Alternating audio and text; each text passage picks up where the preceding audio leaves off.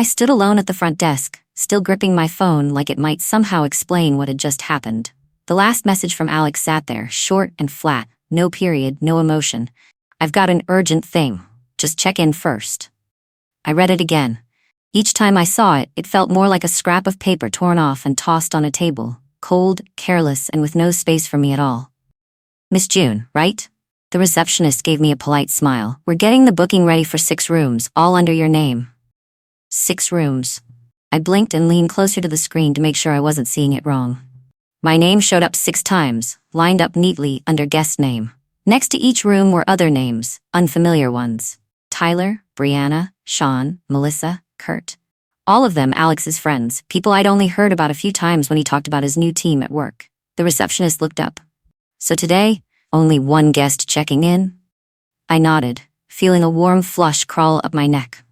A woman standing as the primary guest for 6 luxury rooms on a 5-day trip, yet standing here completely alone. It made me want to step back, like the entire hotel lobby had just turned the spotlight on me. Alex and I had walked into the hotel not even 10 minutes earlier. He said he needed to make a quick call, stepped outside, and then the message came.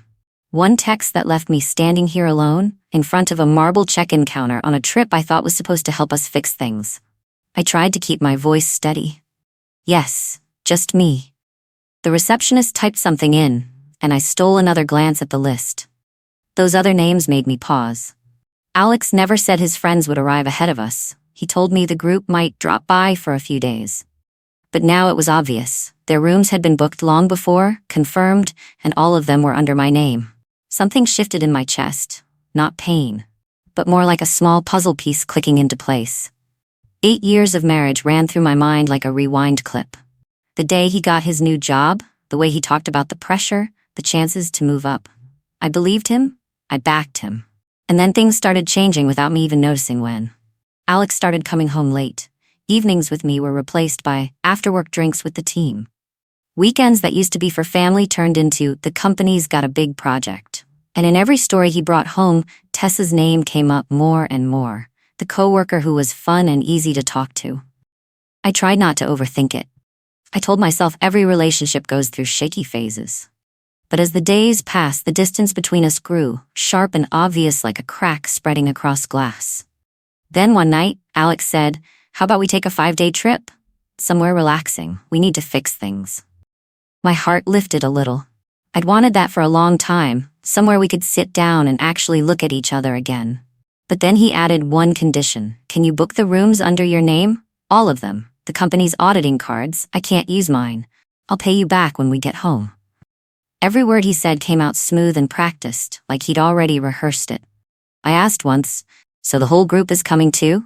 He gave a small smile. "They might drop by for a couple of days, but it's mainly just the 2 of us." I wanted to believe him. I pulled together every bit of savings Alex didn't know I had. I booked 6 rooms for the whole group, each one nice enough for a long, comfortable stay. I kept telling myself this might be our last chance to fix things. But standing here at the front desk, with the room list glowing clearly in front of me, I knew I had just stepped into a completely different kind of journey. "Would you like to check in now?" the receptionist asked. Yes. I took a long breath, trying to push the embarrassment aside. She handed me a stack of envelopes. "These are the 5 extra sets of room keys for your husband's friends. They can pick them up anytime, and this is your room key." The key sat in my palm, light but somehow weighing down my chest. 6 rooms, just me. Alex gone, his friends scattered somewhere in this city, maybe even already at the hotel before I arrived. I thanked the receptionist and stepped back. The lobby was beautiful, upscale, washed in warm golden light. But in that moment, only one question kept looping in my mind. Why did Alex's whole group get their rooms? And I was the one left behind. I headed toward the elevators, pulling my suitcase behind me. Each step clicked softly on the stone floor, but inside me was the heavy rumble of everything I'd been avoiding for months. When the elevator doors opened, I caught my reflection in the metal. A woman trying hard to stay composed in a situation no one wants to face. Someone lost inside her own marriage. Someone starting to realize the truth might have been right in front of her all along, just waiting for her to be brave enough to look it in the eye. The elevator doors closed. I rode up to the 14th floor, alone, and the question pressed tight against my chest. Why was I the one listed for 6 rooms but also the only one left behind? The room on the 14th floor was so quiet, I could hear the steady hum of the air conditioner. I set my suitcase down and sat on the bed for a few seconds to catch my breath. But the emptiness of the room, a room booked for 2 people, only made the question from before feel even heavier. I went down to the restaurant that evening, still holding on to the thin hope that Alex might show up. The table was set for 2 sets of silverware, 2 glasses of water, 2 napkins folded like little sails. I sat on one side out of habit, but the chair across from me stayed cold and empty. A server walked over. "Your husband and his friends aren't joining you tonight?" I paused. The question felt like a tiny needle hitting a spot that had been sore for a long time. I forced a smile. "No, it's just me tonight." But my voice sounded like I was trying to convince myself. When I put my bag down beside the chair, a folded piece of paper slipped out. I bent to pick it up, glanced at it, and held my breath for a beat. It was a bill from an expensive restaurant, the well-known rooftop place in the area. The dishes on it were all things Alex would never choose when he ate out with me. And the timestamp on the receipt matched the exact moment he sent that text saying, "I've got an urgent thing." It wasn't a coincidence. It couldn't be a coincidence. I slipped the receipt back into my bag, trying to keep my face calm. But my hand tightened around the napkin a little, a habit I had whenever I tried to keep my emotions from spilling out. My phone buzzed right after. A message from one of Alex's coworkers, someone I'd only met a few times at company events. "Tell Alex the group is already here." I stared at the screen for a few seconds, then turned off notifications. The line, "The group is already here," echoed in my head like the soft, deliberate click of a door closing. They were here. The whole group. Not dropping by for a few days like Alex said. Not some last-minute change. I ate a few bites to finish the meal, but each time I lifted the spoon, a bitterness spread from my throat down to my chest. When I finally stood up to leave the restaurant, all I wanted was to go back to my room and sit in silence. Walking through the lobby, one of the hotel staff I'd met at check-in recognized me. "Miss June, his group is still using the private lounge tonight. I thought you were joining them." The lounge, his group. An innocent comment, but enough to make every fragile layer I'd built around myself since last night collapse. I gave her a small smile, just enough so she wouldn't see what was twisting inside me. "No, I had something to take care of." She nodded and went back to work. I stood there for a few seconds before stepping into the elevator, trying to keep my emotions balanced. Back in my room, I sat down on the carpet. I closed my eyes. The past 6 months came back, honest and unforgiving. The nights Alex came home late because he was meeting clients. The team bonding events he said he couldn't skip. The evenings I set dinner on the table and he'd glance at it before saying, "We can eat it tomorrow." The times I tried to get him to sit down and talk, only for him to stand up halfway through because he was stressed. The way he handled the finances, not forbidding, but always making me feel like I should spend responsibly. All those broken pieces fit together, forming a picture clearer than any explanation he could give.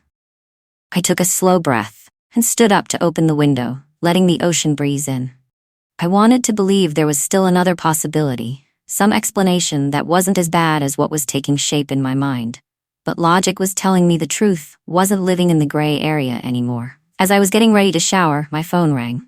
A call from the front desk. "Miss June, we're calling to reconfirm the payment details for your 5-day stay. All 6 rooms have been paid in advance, and the payer on file is you. If there are any service changes, we'll contact you directly."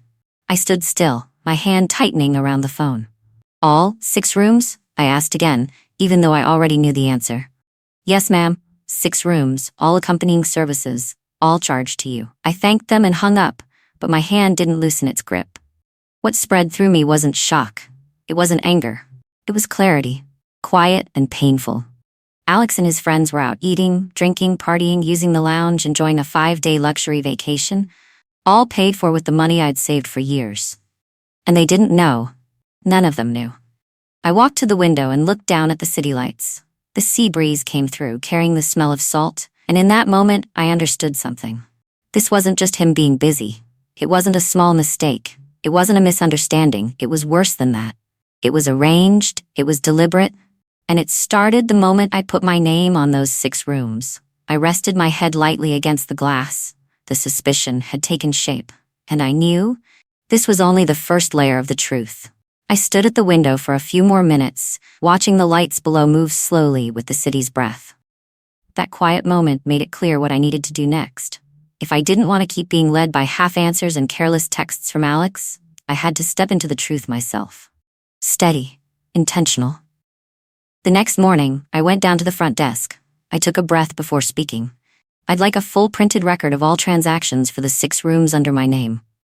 The receptionist nodded without asking anything else and started the printer. Page after page slid into the tray, building into a thick stack. When she placed it in my hands, it felt like I was holding everything I hadn't dared to face for the past 2 days. I pulled out a chair and sat in a corner of the lobby to go through each page. Each room, each service, each charge. Everything was under my name. The private lounge for Alex's group, Melissa's spa package, the rooftop bar night for all of them, Tyler's laundry service, even the fancy brunch they'd ordered that morning. Every single thing was billed to me. No Alex's name, no names of his friends. Just mine, repeating over and over like an answer I could no longer ignore. I thanked the staff and asked to speak with the hotel manager. A calm-looking middle-aged man came out, wearing a name tag that said Mr. Blake. "How can I assist you further?" he asked. "I need to confirm 2 things." I set the stack of papers on the table between us. First, only the person listed as the payer has the authority to change, cancel, or adjust any services or rooms. Correct? "Correct," he said. "Firm. All authority is yours." I gave a small nod. Second, if anyone else asks about my rooms, services, or payments, I want full confidentiality, including my husband, Alex. Mr. Blake looked at me for a few seconds, not asking why. Maybe he was used to the complicated stories hidden behind vacations like this. "We'll honor that request," he said. I thanked him and went back to my room with the stack of papers in hand. But the truth didn't stop there. When I opened my phone, a notification popped up from social media. A group photo of Alex had been tagged publicly. They were standing on a high-end rooftop bar. Neon lights reflected off their cocktails, everyone laughing brightly. Alex stood in the middle, right next to Tessa, their shoulders almost touching. Caption: "Well-deserved break with the team." I looked at Alex in the photo, the smile he hadn't shown me in months. A smile with no tension, no distance. A smile of someone enjoying his life, not our life. A new message came in right beneath it. "You're not joining him? The group's hanging out again tonight." I set my phone on the table, no gasping for air, no feeling like someone had slapped me across the face. Just an empty space widening inside me, making room for the truth to settle. The truth was never loud. It arrived through small details I hadn't had time to see before, or hadn't dared to. That afternoon, I happened to notice the iPad Alex had left on the desk. The screen was lit up from a new email notification. I didn't plan to touch it. I'd always told myself that invading someone's device doesn't make the truth any prettier. But the screen lit up right as I walked by, and the name Tessa showed up in the preview. It wasn't curiosity. It wasn't anger.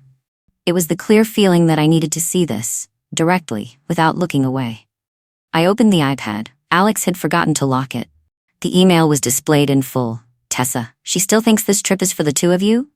Alex, she'll figure it out, or maybe she won't." I stayed still. No racing heartbeat, no scream rising in my throat, no tears forming. Just a quiet, steady stillness. The kind that comes when you realize you've loved someone for so long you forgot you were supposed to love yourself first. I closed the iPad, no throwing it, no slamming it shut. Just setting it down on the table, like placing a stone exactly where it belongs. I understood the most important thing. If I confronted Alex right now, he'd twist the story the way he always did, blaming a misunderstanding, stress, pressure, anything that could make me doubt my own feelings. I didn't want that to happen again. I wanted to keep the truth in my hands. I wanted Alex to expose everything himself through his own actions. I'd lived through enough to know, reacting immediately isn't always the strongest way to stand up. As the sky darkened, I took a glass of water out to the balcony. The city below glowed like a sea of lights, and a light breeze brushed my hair. I sat on the wooden chair, pulled my legs up, and let the layers of our marriage pass through me. Our wedding day. Alex's eyes bright, his hand holding mine as he said, "You're the person who makes me feel calm." Our first year living together. Simple days with a tiny kitchen, a small dining table, and nights where we watched movies until we fell asleep on the sofa. The years after, silent dinners, half answers, fewer and fewer casual touches, and me sitting behind him, watching the glow of his laptop screen on his back. Through all that time, I tried to hold everything together by making myself smaller. I thought staying quiet would protect the marriage. I thought sacrificing was what a good woman was supposed to do. But sitting here on this balcony, watching the lights reflect off the railing, I understood that silence has never saved anyone. And I understood this too. I'm no longer the woman who was left behind at a hotel. I'm getting up. Not with anger, but with clarity and the self-respect I'd forgotten for far too long. I don't know exactly what will happen when Alex comes back, but as I stood up to go inside, I knew one thing for certain. I'm not the one waiting to be treated kindly anymore. I'm the one who decides what happens next. On the morning of the third day, just as I was pouring myself a glass of water, noise from the hallway drifted in. Loud laughter, rolling suitcases, someone excitedly retelling what happened last night. I opened my door halfway and saw Alex and his whole group coming out of the elevator. They were carrying those small, colorful gift bags, the kind airports sell in 3 for $20 bundles. Alex froze for a second when he saw me, then forced a stiff smile. "You're still here?" That question hit me like a cold towel wrapped around my neck. In his mind, me leaving was the expected thing. I didn't answer. I just looked at him like I was waiting for the rest of whatever story he was about to tell. Alex wet his lips and switched to that busy, responsible tone he used when he wanted to sound in control.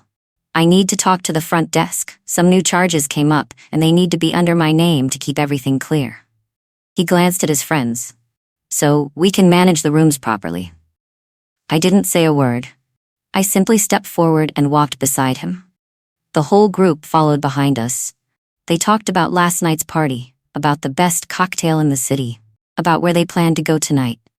No one seemed to realize that every cost had been falling on one person, the person walking right beside them. When we reached the front desk, Alex leaned on the counter with his usual easy confidence. "I'd like to transfer the payment authority for all 6 rooms to my name." The receptionist looked at the screen, then lifted her head with a polite kind of hesitation. "I'm sorry, sir, but only the payer can make adjustments. And all 6 rooms, including every attached service, are paid for by Miss June." A strange silence dropped right away. 1 second, 2 seconds, 3. Then Alex's friends all turned their heads toward him at the same time. "You said the company would cover it?" Sean said, his face paling. "You said we were splitting the cost," Melissa added quietly, but sharp enough to cut through the air. Alex stood frozen. His eyes widened, like he truly had no idea I'd pay for everything. He turned to me. How did you even pay for all this? When?" I didn't answer with words. I opened my bag and took out each item, placing them on the counter one by one, as if I were setting every piece of truth exactly where it belonged. The payment confirmation email, the full transaction record for all 6 rooms, the photo of Alex, Tessa, and the group at the rooftop bar, neon lights glowing off their cocktails. And finally, the email between Alex and Tessa that I found on the iPad he'd left unlocked. "Tessa, she still thinks this trip is for the 2 of you? She'll figure it out, or maybe she won't." I didn't say a word. No raised voice. No accusation. I just placed the truth in front of all of us. Alex's face drained of color. He reached out toward the papers like he wanted to snatch them back, but then his hand dropped, unwilling to touch the very words he'd written himself. "June, you're misunderstanding." That was the first thing he managed to say. I stayed still. His eyes darted around, looking for something to hold on to. "I just thought you needed a break. Em can't just make decisions like this." He rushed out. "I'm supposed to have a say. You can't just..." I cut him off without raising my voice. "You left me because you thought I was weak." Alex opened his mouth, but I kept going, my tone cold enough that every word hit like a stone. "You forgot I'm the one who paid for all of you to have fun for the past 2 days." My words dropped, and his friends exchanged looks, shame spreading across their faces. Tyler let out an annoyed breath. Melissa pressed her lips together, then turned to Alex. "You said we didn't have to worry about costs. Turns out your wife paid?" A chaotic energy rolled through the lobby. Sean swore under his breath. Brianna stood with her arms crossed, face flushed. Kurt stared at Alex like he could tear him apart. Alex turned to me, his hand trembling. "June, I messed up, but you can't just kick everyone out like this. I was trying to make things easier for you." Before he could finish, Mr. Blake stepped forward, his voice calm but sharp as a blade. "I'm sorry. I need to make an announcement."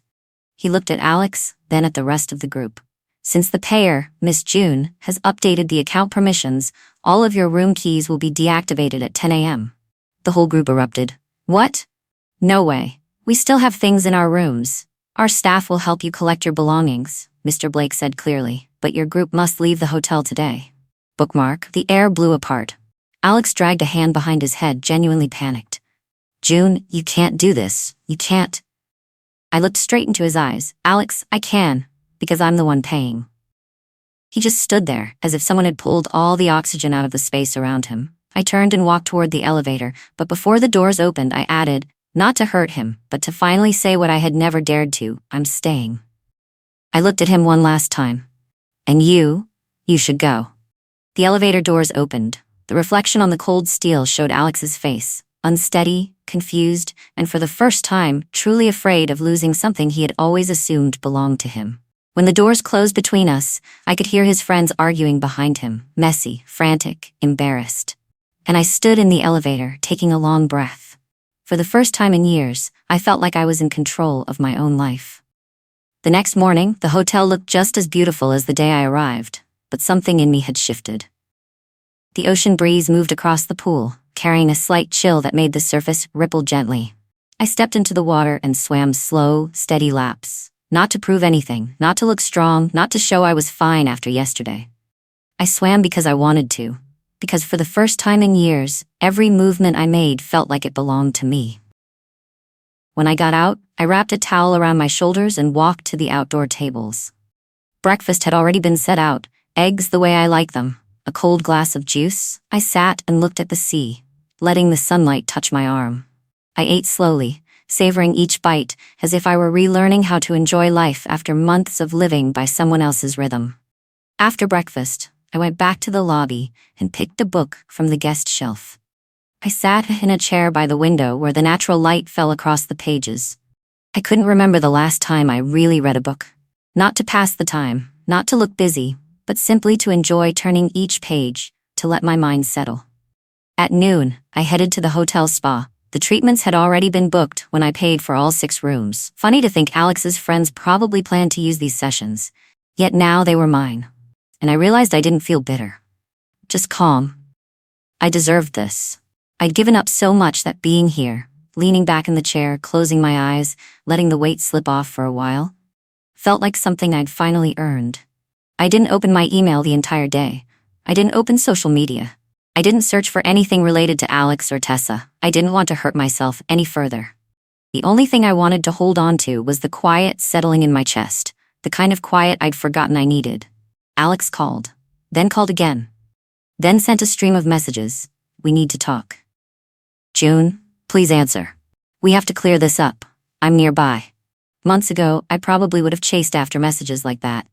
I used to believe I had to be the one to ease the tension, to smooth everything out so conflict wouldn't happen, but I wasn't that woman anymore. Not after everything. I held my phone, looked at it for a moment, then typed back, "I'll talk when I'm ready, not when you need me to." I set my phone face down on the table and took a long breath. Just one simple sentence, but I could feel a new boundary settling into place. Not a boundary to end things, but a boundary to protect myself, something I'd never allowed in this marriage. On the last day of the trip, I spent the afternoon sitting by the window. The glass of fruit juice on the table caught the late golden light, each bead of condensation sliding down slowly as if time itself had paused so I could catch up with my own feelings. A soft breeze moved through the curtains and brushed my hair. I leaned my forehead against the window frame and let my mind settle. I thought about our 8-year marriage, about the days we were happy and the days I had to shrink myself just to keep things from falling apart. I thought about everything I had sacrificed to walk alongside Alex, and everything he treated like it was guaranteed. I thought about the silence I'd lived with, the kind that makes you forget the sound of your own voice.